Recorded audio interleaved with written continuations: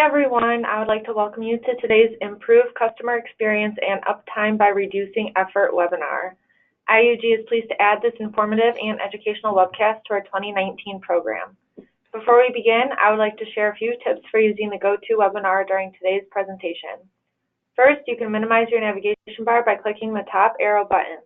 I encourage you to submit questions throughout the event via the question and answer box on your webinar toolbar. Our speakers will answer questions at the end of the presentation. Lastly, a recording of this presentation will be available for download on the IUG website by the end of the day. And with that, I'd like to hand it over to our speakers from Versailles. Thanks so much, Paige, and thanks everyone for your time this morning. Appreciate that we've all got busy day jobs to get on with, so we'll work through this really quickly. There's only 20 slides, and we'll have some chance for Q&A at the end.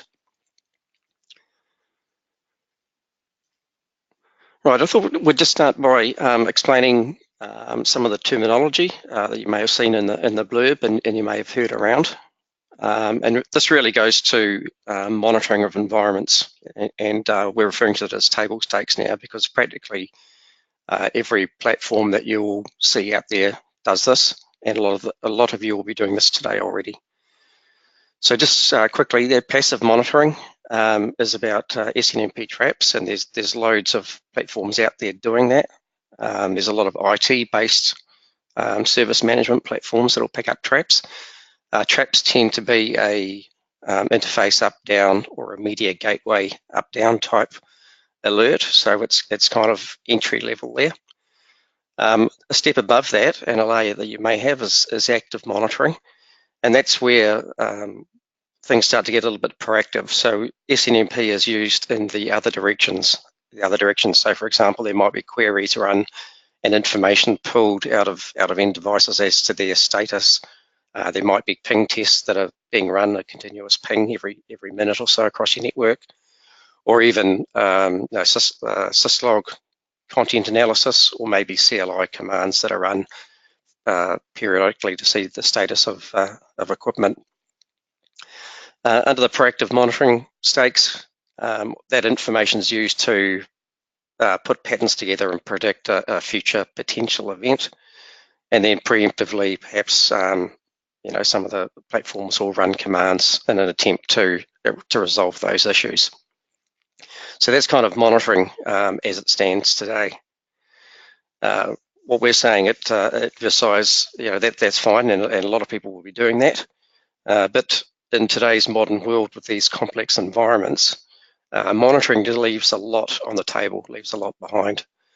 These environments are complex. There's a lot of interaction between various components, and things like capacity on there. Those types of issues are actually very difficult to isolate. So things like running out of DSP resources, so media resources, trunk groups that are getting exhausted, licenses that are being maxed out at some period in time, all fall under the capacity area. We've found too through studies that in fact the configuration side, configuration actually causes the majority of incidents. And you may have noticed this in your own environment, the number of things that you can resolve, the number of issues you can resolve through changes in configuration. You'll probably find the majority of things actually falls into that category. Release management, ironically, when you're looking for a problem, often in this modern world, your problem has been noticed somewhere else, and manufacturer, in this case Avaya, has already released a patch or a new version of firmware to resolve a problem. So often you'll be digging around trying to resolve something, and in fact the resolution already exists if only you knew about that. Change. A lot of you will also know that causes a lot of problem. If you don't have proper change management, you can have people make changes, go on leave, and then you're sort of scratching your head on how to reverse that and back that change out the next day because it's caused an issue. Security, that's really emerged in recent years.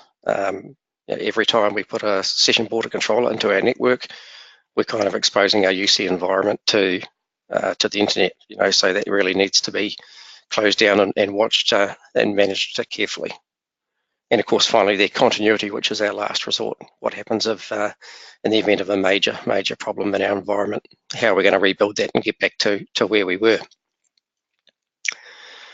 So management table stakes, as opposed to monitoring table stakes, will take a far more holistic view.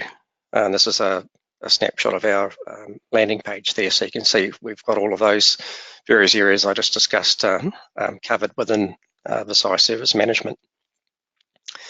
This slide here goes to management in action. So you may have seen this in a previous webinar, VQM Beyond the Network.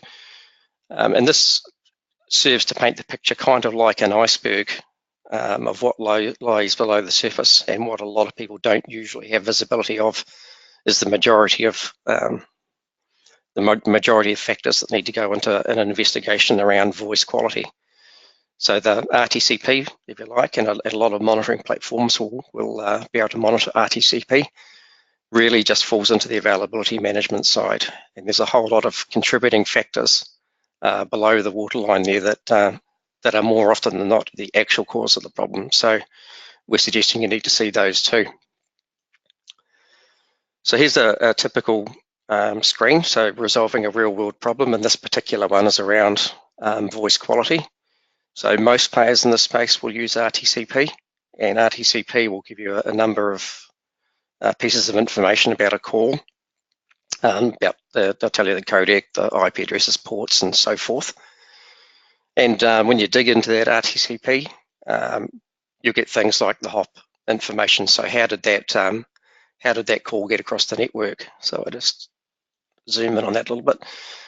You'll see most platforms there will show the hop, so they'll show all of the layer 3 devices, which is based on a trace route that the via endpoints will run when there are calls in progress. And you'll notice there too that in this case we've picked up both streams in that call. So even though we only have a problem with one stream in one direction, we marry those two streams up and build that into a call. So that's the call quality from A to B as opposed to B to A, and that's often not symmetrical. Moving on now, this is where management platforms are a little bit different. And again, if I just zoom in on this a little, you'll start to see in this instance where we start to overlay the configuration and release information as part of that investigation. So this information is, of course, readily available on the Avaya platforms.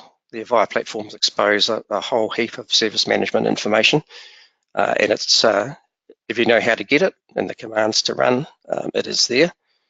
And a platform like VSM does that in the background for you, so it brings forward the details. So we can see in this case, for example, this is a call between a 9650 and a 9630. We can see the sites where the two endpoints were. So one was AA Nelson Centre, the other was in a place called Rangiora. So that's all been picked up out of the configuration of Communication Manager. We can see the firmware that's running on the phones, and in particular the DSP, so the part that does the audio to IP conversion. On those two endpoints, we can see the speed and duplex is fine, running at 100 meg full. The QoS settings are fine, so we've got audio priority, both ends of 5, and further down there, DSCP 46, both ends, so that's all cool. In that detail there, we can see that, in fact, the most likely cause of this problem is that if you've got sharp eyes, you can see both endpoints there are running in VLAN 0, which is a relatively common cause of problems. So marrying in all of that configuration release information there, so from a practical point of view, really helps you to resolve issues in the real world. Most platforms will also give you this information, so they'll give you a historic view of what was happening on the network at the time that call was taking place. And we'll see here with this call that there's plenty of everything, in fact. So at the top there, that's your jitter buffer, so there's plenty of jitter. There's the next graph down there that shows that there's packet loss going on and latency throughout the call. And really importantly, and we'll touch on this a bit later on, really importantly, down the bottom is the impact of all of those things on that particular call. and using that particular codec. So that information is all there, but you can see when the network is performing like it is there, and you get a little bit of packet loss on top of that jitter, on top of that latency, and you can see the call quality, the MOS or the mean opinion score, really drops when that happens. It absolutely plummets. So we'll come back to that real world example a little bit later in the presentation.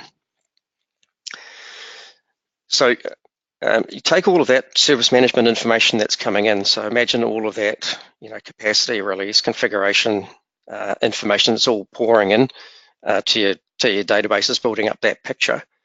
Now imagine if that database happens to be in the cloud, and in that cloud application, in fact, is every customer in the world. So thousands of Avaya customers, thousands of sites, millions of endpoints pouring information into a cloud. And that really gives us the ability to take advantage of not only what's happening at your own site, but also we can learn lessons from stuff that's happening at other people's sites as well. So VSM is handling genuinely big data. You can see some stats here that have been taken from the last month. So almost 400 million calls monitored for user experience. So the VQM side, so what we just covered in the last few slides. In fact, in there's 58,000 skills being monitored. So this is genuinely big data on a large scale. And once we overlay artificial intelligence or AI over the top of that, we start to get some real insights. So not only from each individual customer, but customers collectively can benefit from things that are happening perhaps on the other side of the world. So this is this screen is showing one of the dashlets we call. So this is part of a dashboard, and we zoom in here a little bit again up towards the top there. We're providing a breakdown there, and this is a benchmarking exercise against all those other thousands of deployments around the world. So if you want to fit into the top of that deployment, you can see there you should be having less than 1% of media streams with a poor quality. And that would fit you in at the top in terms of benchmarking you against other players. This particular customer, it's below that 1%, it's only 0.8. And we've broken that 0.8 down, you can see there, and actually the vast majority of those calls below 4 are actually still of a satisfactory quality. And further down the dashlet, we start to provide further breakdowns using that AI and that collective information. So this screen shows the human face of our artificial intelligence engine, an AI bot. And we look at this capability very much as the virtual engineer, which is really starting to emerge right across the comms industry. So our virtual engineer can pop up and provide advice which is based on those literally billions of pieces of data that are rolling in on a monthly basis. So we process about 12 billion individual data points every month at the moment. And those patterns are picked up and detected. So proactively in a customer's environment, we see here that this notice has popped up, and this is genuine informational notice that's popped up in a real customer, pointing out that of the calls that are bad quality, 91% of them had DSCP stripped or DSCP was altered. And we know that it was altered because we know from the configuration, we know from the endpoint what the DSCP value was being set at as the media stream left that endpoint, and then we know what it had arrived at verbatim. So we can say absolutely and proactively that something is going on there that's outside of the UC environment, so most likely a network component. Here's another example of a piece of advice that can be offered, and this is based on all of those other external customers. So there might be on, a customer like in this case is in Australia. And what we've done here is our AI engine has looked at the network performance, looked at those characteristics. So if you imagine that call we saw before that had, jitter, packet loss and latency going on, and we've looked at what codec was used for that call, And bear in mind, this is across thousands and thousands, probably millions of calls. And we're offering a piece of advice there that what we've seen at other customers with similar network performance and similar characteristics, if you change from PCMU, which is 711 mu law, if you change to 729, you're actually going to get improved call quality.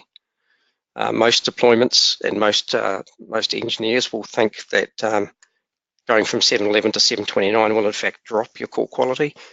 Well, that depends on the performance of your network.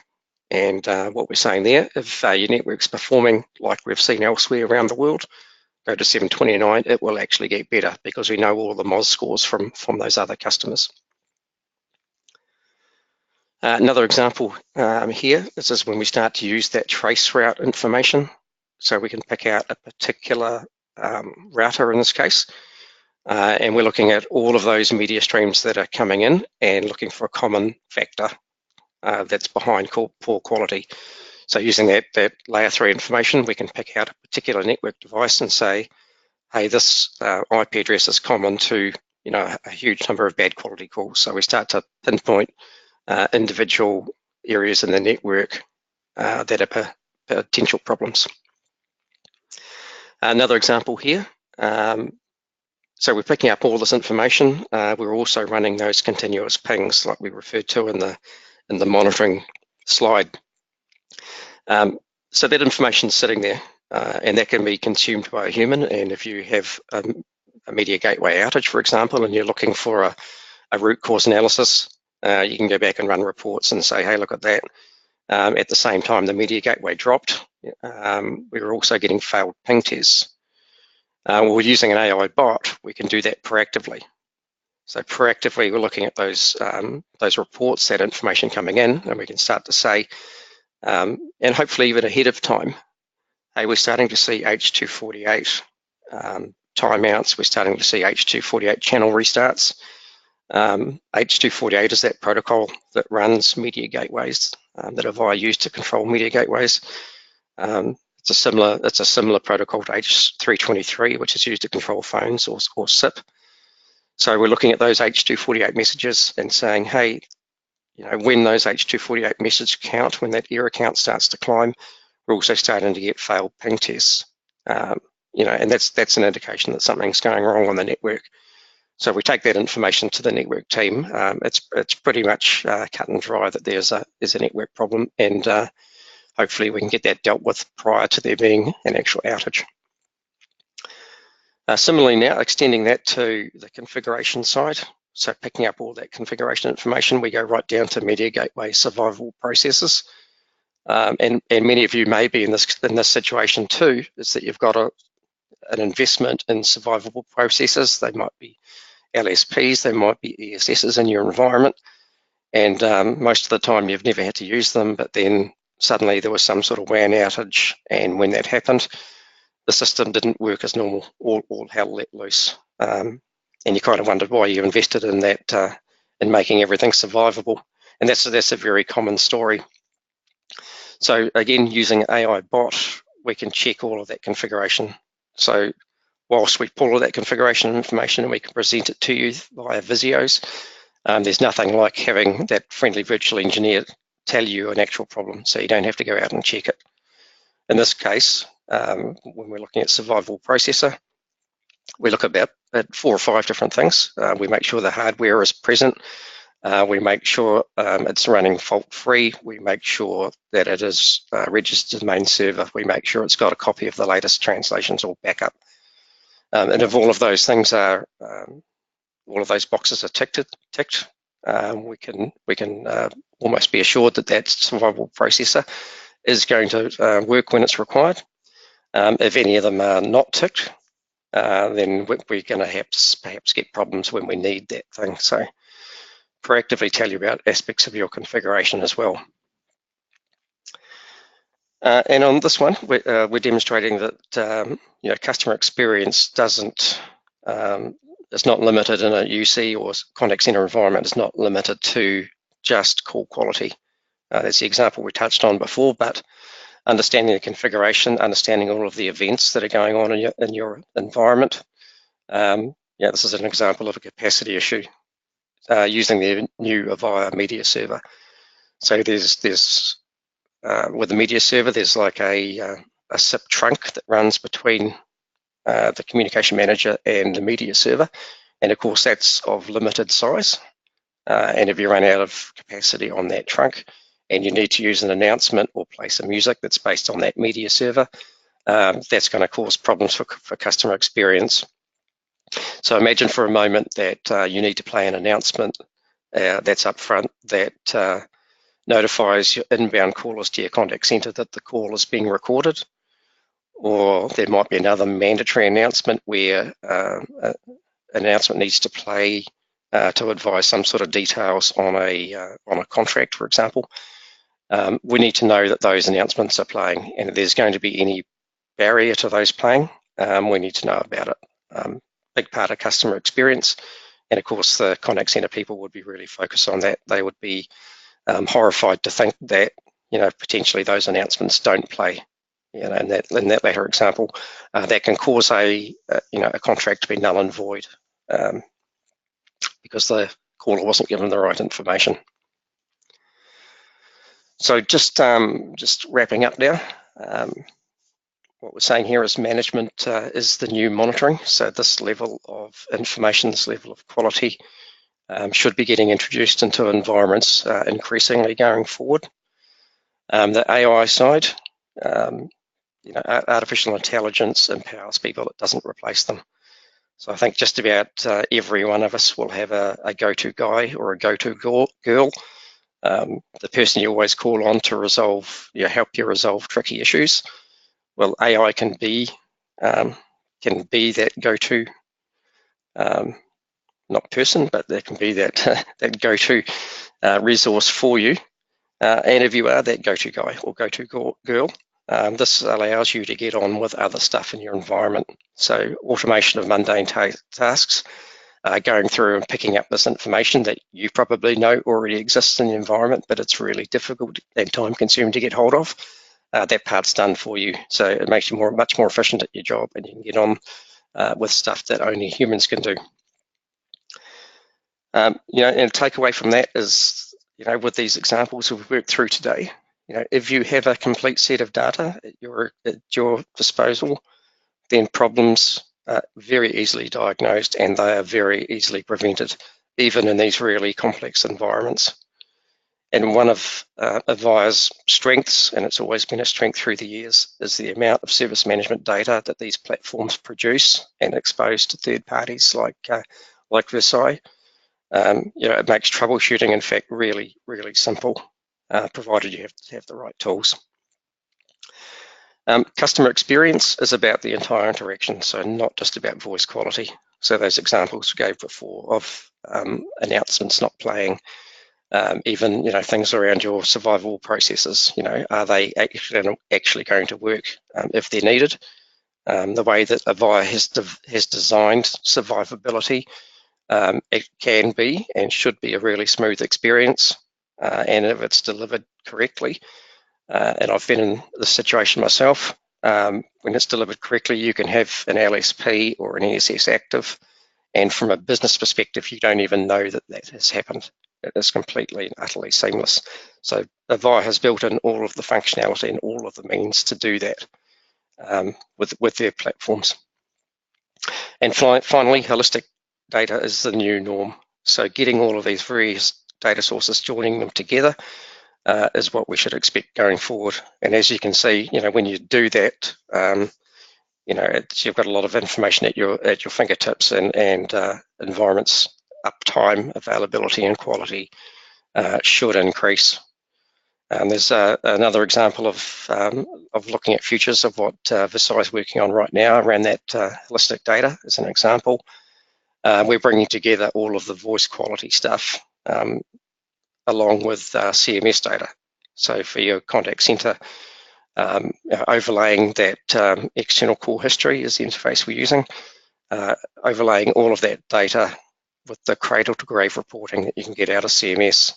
So for example, if contact center managers notice that there's a high percentage or a higher than normal percentage of callers abandoning in the contact center. I mean, they'll see it through CMS. What we will add to that is they're abandoning because the customer experience isn't right. So they're abandoning because there is one-way speech. They're abandoning because there is poor quality audio. They're abandoning because their usual caller experience, where they perhaps get prompted for, a customer number, their regular call experience hasn't happened like normal, like it usually does, due to a capacity issue. Joining all that information together to paint that picture is a good example. So VSM works across the entire Avaya environment. You can see up the top left there, which is relatively small in this diagram. That's actually where all the action takes place for us in the cloud computing service, which is hosted in Microsoft Azure.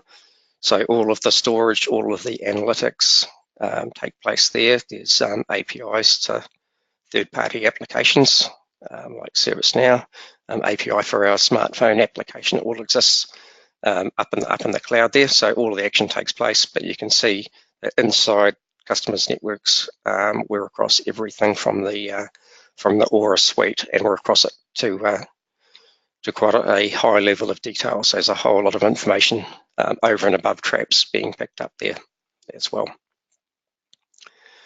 So final slide, if you do need to know more, some contact details for us. And right now I'll throw back to Paige if there's any questions. Happy to go through that. Sure. So we have one question. It is, besides Avaya, are there any other environments where Versailles could be used? Sure. So we're undoubtedly strongest in Avaya. That's where our roots are. And in fact, the Avaya environments, as I mentioned before, have much more service management information than just about any other manufacturer. I think they're probably the standout. We also can support other environments from other manufacturers, such as Skype for Business, Cisco, Mitel, and also the underlying technologies. So 70 or 80 manufacturers from an SNMP perspective to cover switching, routing, access points, all that sort of stuff, that infrastructure level thing. So between the big manufacturers, UC manufacturers around the world, we've pretty much got the market covered. And let's see, that is it.